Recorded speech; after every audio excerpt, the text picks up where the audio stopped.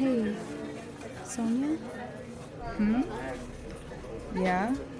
I feel compelled to say something about the gardens. Gardens? What gardens? The hydroponic gardens from the book. So, these two are apparently hydroponic gardening people. Gardeners. Yep, that's their all-important business venture. Hydroponic. Okay, didn't we establish that a few minutes ago? And this is important for what reasons? Well, it's the confusion factor.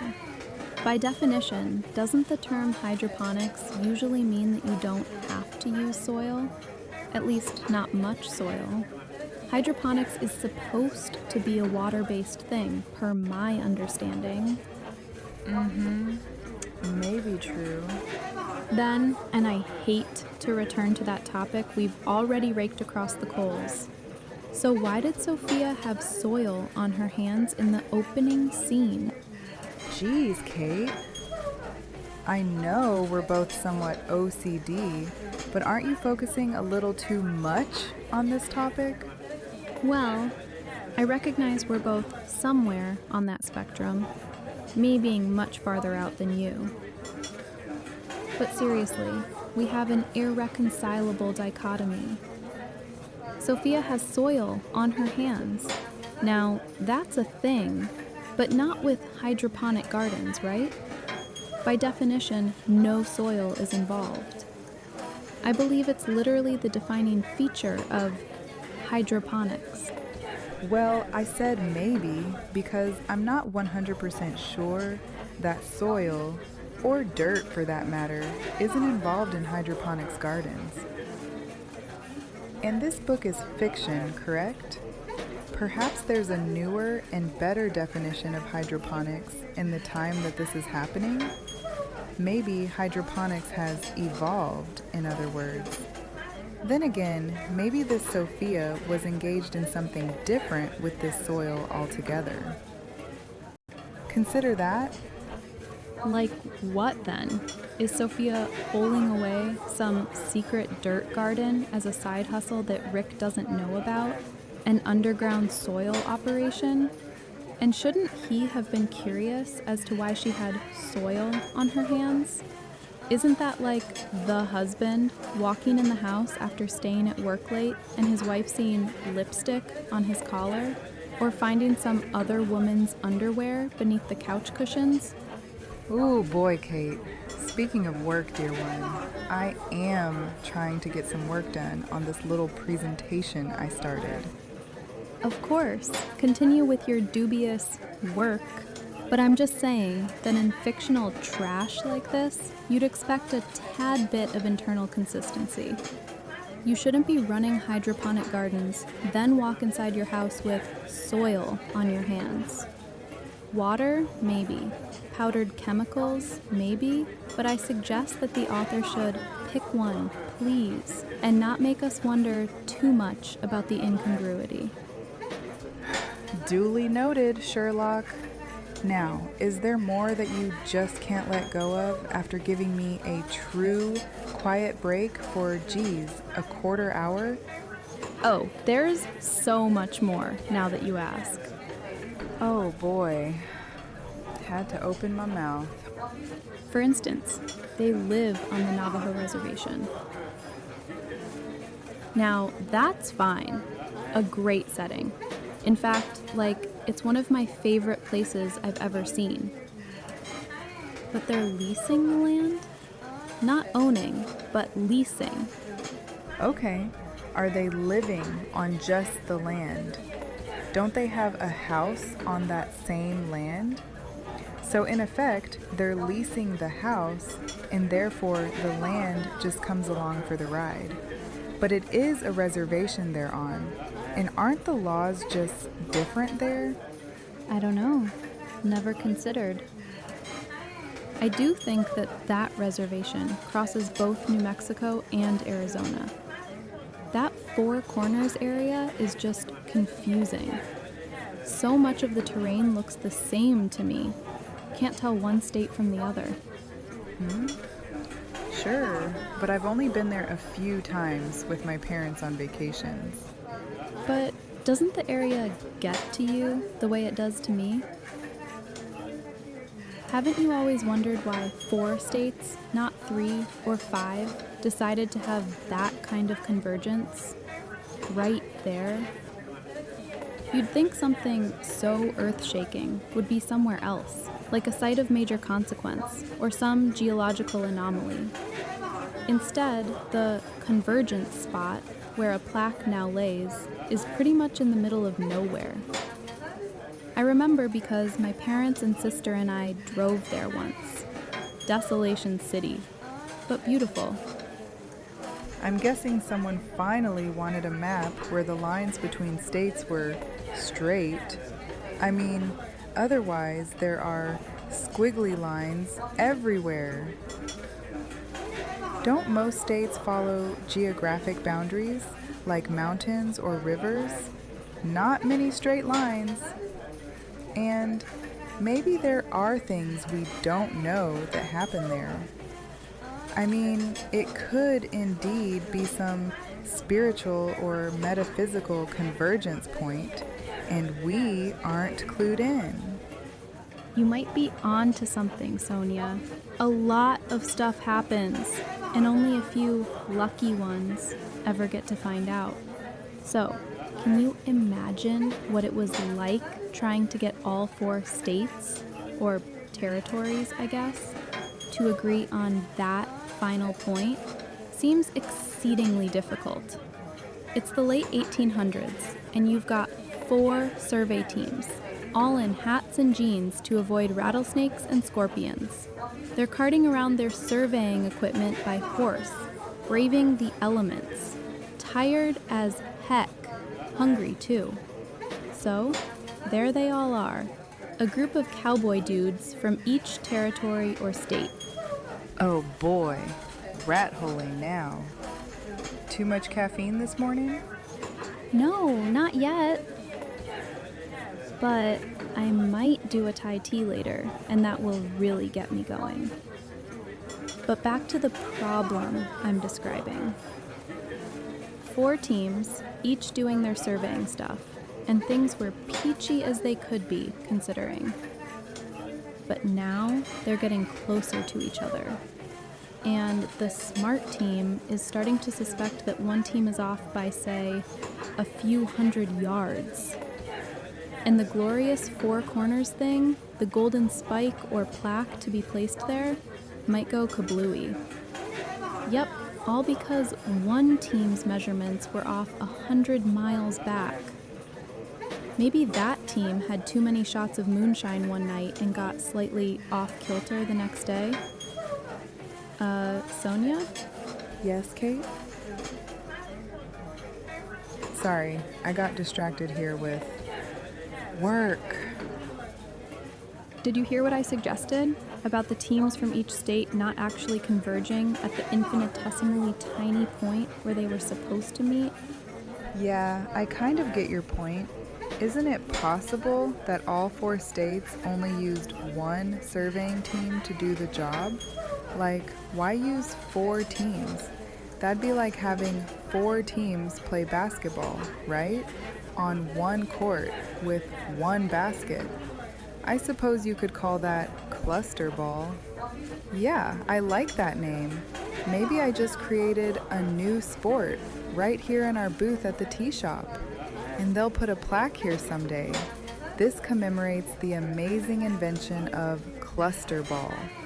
Yeah, I don't think so, Sonia. Consider that the other cluster word would constantly be used in its place. People would always cry out, "Today's cluster ball game was really a cluster blank." What? A cluster blank? Why not just say the word you meant? Or special occasion? Have we sworn off swearing today? I would have said the word, but little kids are over there, and I'm being unusually respectful. The point is, that there's no way they could have agreed with each other, even if it was only one team. You'll always have some head honcho who disagrees with the plan, or lines in this case. Then it turns into an unpredictable mess. Especially in those times where everyone donned 6 shooters to defend against rattlesnakes and wolves, among other pestilence. You're right, that would be a problem. Kind of like we have today, but now it's a 6-shooter in every glove box. You said head honcho? Honcho. That sounds like a Spanish term, correcto? Maybe from an old movie? Probably. Do you realize some words rhyme with virtually nothing else? They're loner words, out there, all alone, by themselves, with no other word wanting to mate with them. Epiglottal rejects, the poor things. Epiglottis? Not sure how you came up with that. But the closest word I can think of is launch, or lunch, or hunch. Wait, how about poncho? Nah, I suppose using Spanish is cheating. Still can't think of anything besides that. Now, his worker bees might say, "We've been drawing these lines all day, head honcho. How about we break for loncho?" A weak attempt at rhyming, for sure. Well, the whole corners controversy is upsetting, in my book. But back to the book. It says, poor Sophia and Rick are getting monthly payments from the government, like the UBI that we AI-induced unemployed were supposed to receive. That was before the billionaires now in charge nixed those plans as being unlibertarian. Talk about self-serving political swags. Speaking of which, in these guysese times, there's not really a US government. Apparently, the billionaire and trillionaire oligarchs run and ruin everything. Sure. I kind of remember details from the book. Oligarchs, broligarchs, whatever you call them. We're basically on that path now. Right, but in this book, there are lots of different oligarchies. There's a Westrich and a Vista and a Bolivar. Apparently the whole world gets carved up by the billionaires after the Great Debacle. So the debacle was indeed great, at least for the billionaires.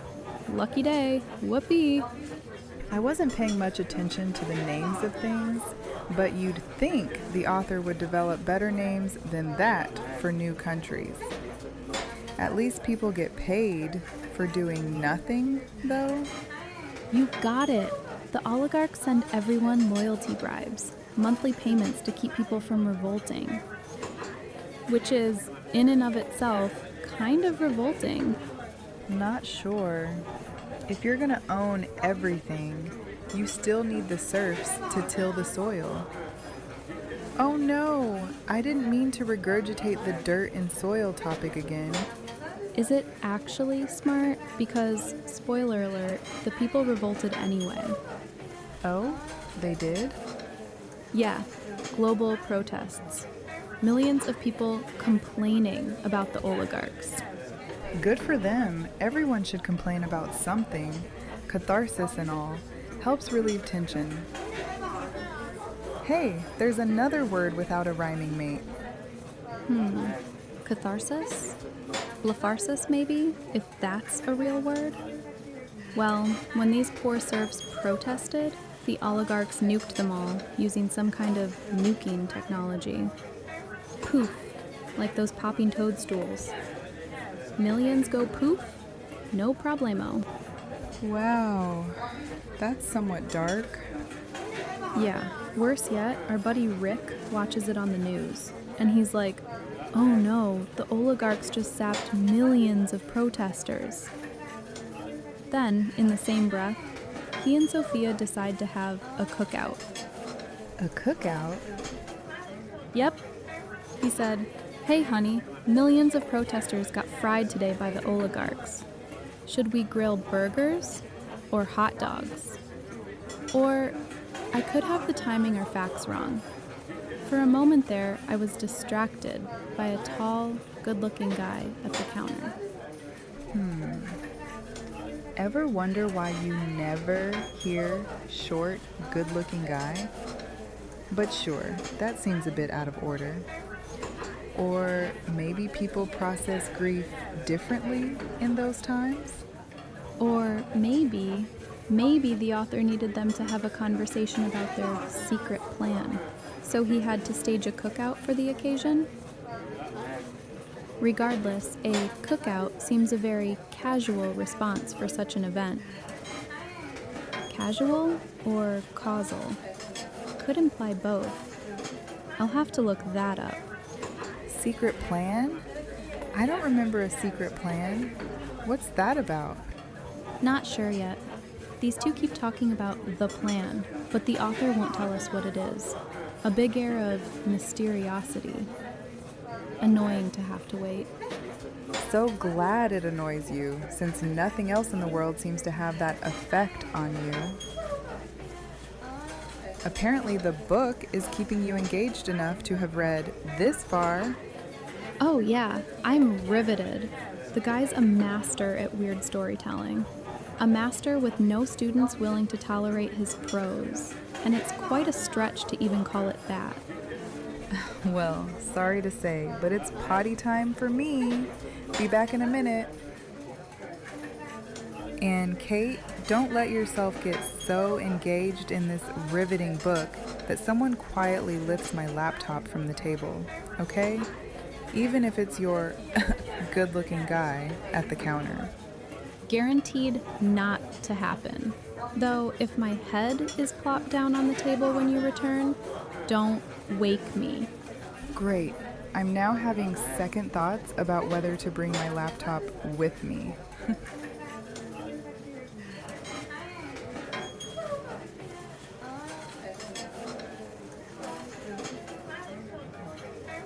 Jeez, I can't get this out of my head. What's that?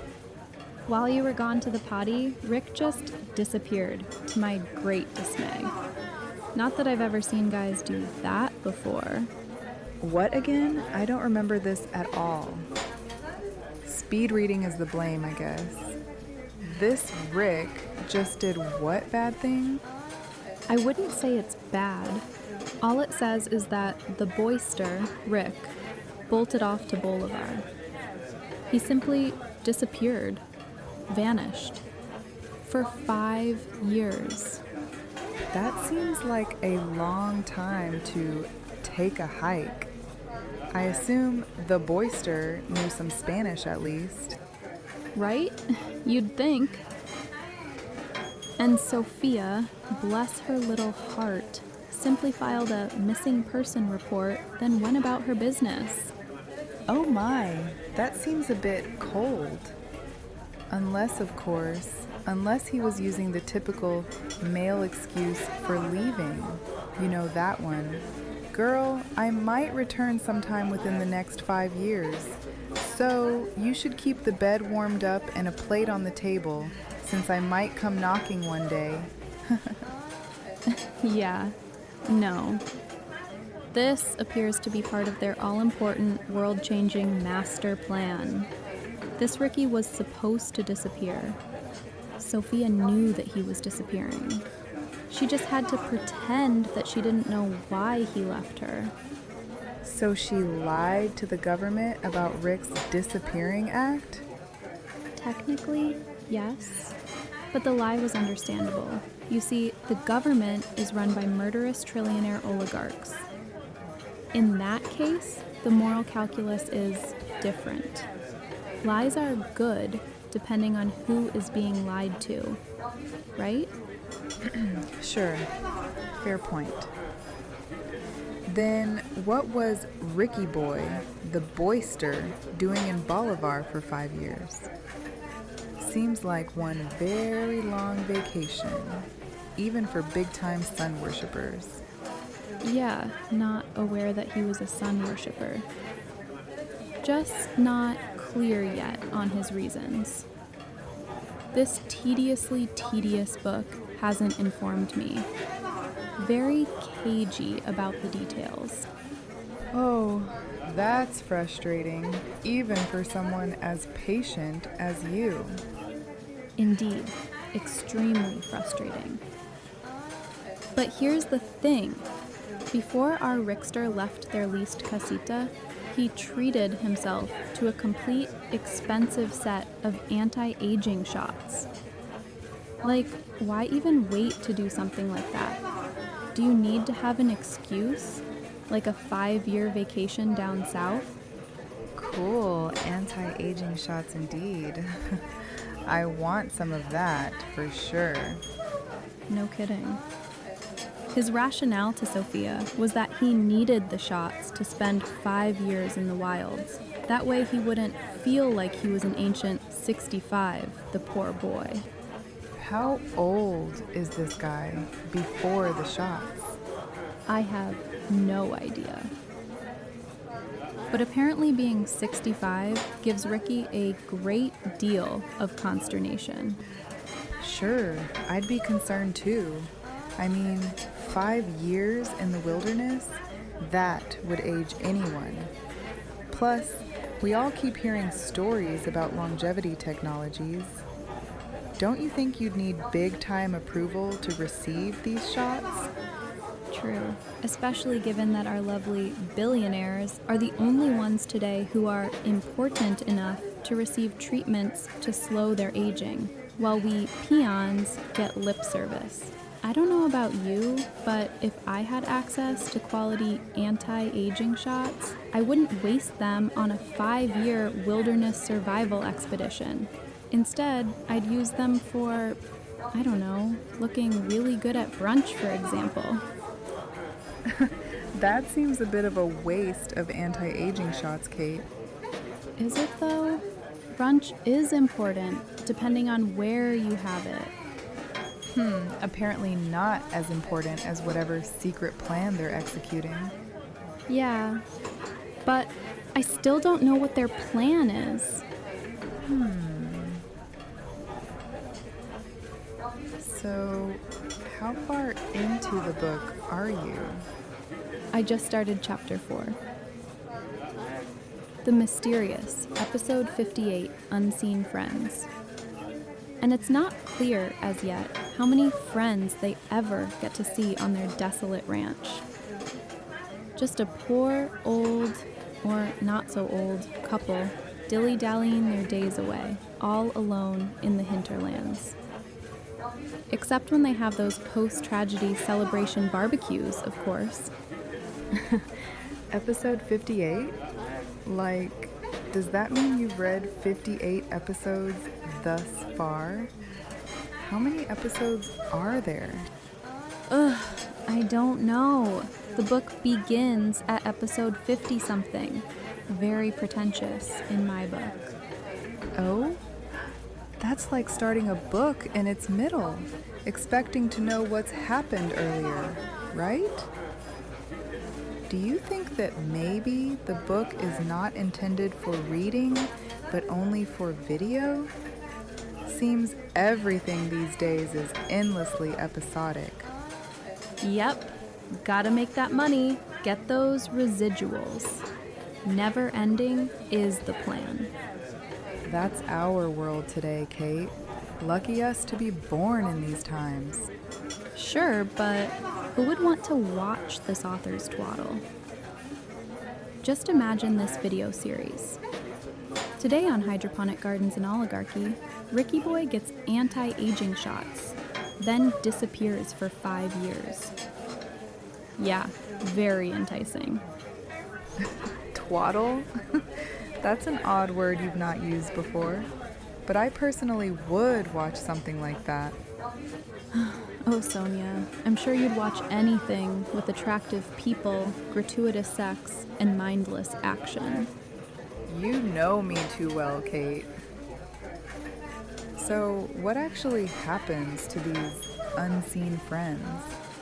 Not clear who his friends are yet. But it appears that Ricky decides to return home after 5 years. 5 long years, leaving his poor woman to mind the house, the gardens, the dogs, and the entire world. So, yeah, he gets to take the 5-year vacation, and she gets to take care of everything for him. And better yet, he's like 5 years younger now due to those shots. Lucky Rick. Yep. He goes away for 5 years and parties in Mexico while she toils away. Then he comes back 5 years younger, and poor Sophia gets to age another 5 years.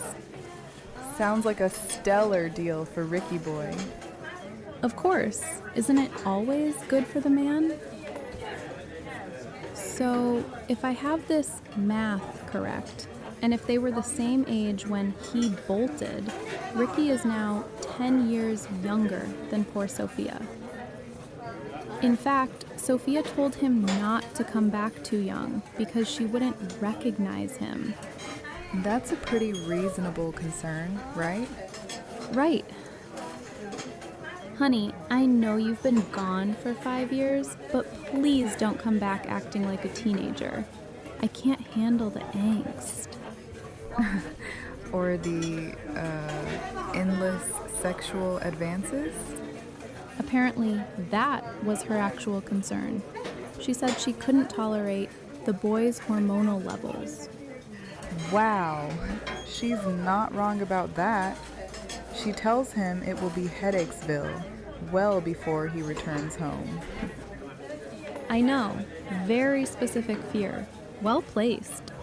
I haven't really been keeping up with the current anti-aging or longevity science stuff. I know it's a thing, however. Do you think that we peons, as you say, will ever get what the billionaires get? All those special rejuvenation treatments? Geez, I seriously doubt it. No, in other words, we simply get to die in pain, like all the other subnormal, non-billionaire slugs. At the same time, they get to live in the lap of luxury for as long as their money stays intact, one assumes. Ooh la la. Now that's something I haven't really pondered. Right? As if they don't already have enough going in their favor. The courts, they own. Politicians, they own. Advanced tech, they own. Fabulous lifestyles, they own. Fame and the media, they own. I could go on, but I won't. You can almost hear them shouting orders. Sorry, peonies, we're immortal now, and you're not. Enjoy your poverty, piglets, for the truncated days that we let you live. Meanwhile, we get to be like 25. Forever. Yippee, us billionaires. Way to go. My Kate, you're very dark today. Not me, Sonja. I'm just reading this dystopian novel about trillionaire oligarchs that a friend of mine forced me to read. And it's putting me in a mood, admittedly. But now it's my time for a potty break. Great! Hope that short little walk improves your outlook on life. Whatever you do, don't order that Thai tea. Not sure I could handle you getting more jacked up on caffeine. Time to slow it down, pony. Want anything while I'm up? Sure. I could use another oolong milk tea, please. Just add it to my tab. Sonja, my dear, my tab on your dime is a far longer one. Okay, whatever.